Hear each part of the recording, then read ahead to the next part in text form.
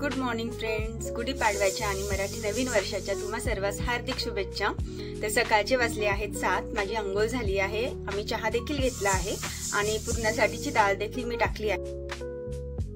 त्यानंतर मी देवपूजा केली आणि मग किचन मध्ये बाकी काम करण्यासाठी गेली. डाळाचा होईलच थोड्या वेळात कारण चिट्ट्या झाल्याच आहे डाळीच्या. बट मी म्हटलं त्याआधी काही बरणी होती ती धुवायला टाकूयात कारण कालचे जरा भांडे कमी आहेत. मग म्हटलं मावशींना भांडे कमी आहेत तर निदान आपण आजची जे हे काही डब्बे वगैरे आहेत ते खूप खराब झाले आहेत, त्याला डाग वगैरे झाले आहेत, म्हटले सगळे धुवायला टाकूयात साईड बाय साईड. मग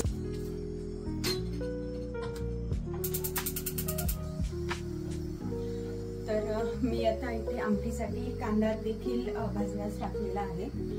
हे झालं तोपर्यंत हे होत आहे तोपर्यंत मी माझे डबे जे आहेत ना ते सगळे रिकामे करून घेते.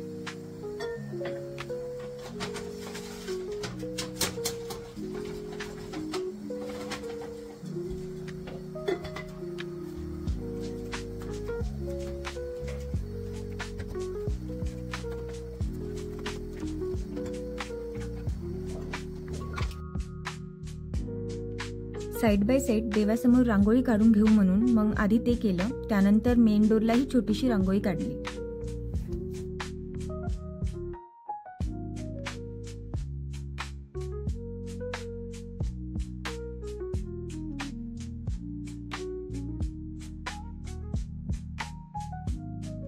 त्यानंतर मी इथे बाल्कनी एकदा साफ करून घेतली. तसं तर आमच्या ताई रोज बाल्कनी झाडून देतात आम्हाला, बट म्हटलं इथे गुढी उभारायची आहे तर एकदा आपल्या हातानेही आपण हे सगळं स्वच्छ झाडून पुसून घेऊयात. कारण कसं असतं ना, आमच्याकडे भरपूर सगळी झाडं आहेत बाल्कनीमध्ये आणि पाणी वगैरे देण्यात येतं सारखं, तर थोडी मातीही वाऱ्याने वगैरे थोडी पायाला लागतेच खाली बाल्कनीमध्ये असं दुपारच्या वेळी वगैरे गेलं तर. म्हणून म्हटलं परत एकदा झाडून घेऊयात. इथे विकास पण मला हेल्प करताय ॲक्च्युली कुंड्या थोड्या साईडला करायला, कारण तिथे जागा थोडी पाहिजे होती आम्हाला एक्स्ट्रा रांगोळीसाठी वगैरे, तर त्यासाठी त्यांनी मला कुंड्याही साईडला करून दिल्या. मग मी इथे थोडं ओल्या फडक्यानेही खाली पुसून घेतलं. म्हटलं इथे पाट मांडायचं आहे, रांगोळी काढायची आहे, तर एकदा ओल्या फडक्याने याला पुसून घेऊयात, तर तेही मी केलं. त्यानंतर मग पूजेचं ताट रेडी करून घेतलं. मी सगळं जे जे लागणार होतं मला एका ठिकाणी आणून ठेवलं जेणेकरून मी काही विसरणार नाही म्हणून.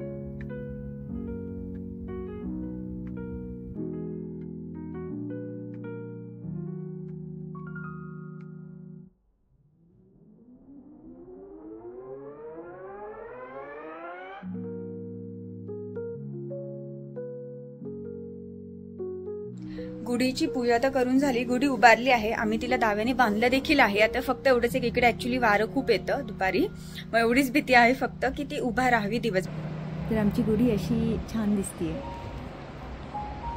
आता मला काही रांगोळी जास्त जमत नाही काढायला, म्हणजे मी लहानपणापासून माहित नाही का, मला असं कधी आवडच नव्हती. रांगोळी झालं, मेहंदी झालं, मग मला जशी येते तशी मी काढली. बाहेर देखील मी फुलाचीच काढली आज, कारण घाई गडबड होते, सकाळी सकाळी पुरणाचा स्वयंपाक बनवायचा होता, पुरण वगैरे करायचं होतं, ताई येतात तर त्याआधी माझं सगळं रेडी झालं पाहिजे होतं, त्यामुळे पटपट फुलांचीच काढली. कारण मी जर रंगांची रांगोळी काढत बसली असती ना तर मला खूप वेळ गेला असता आणि मला माहिती येते, त्यामुळे मी पटपट फुलांची काढली बाहेर.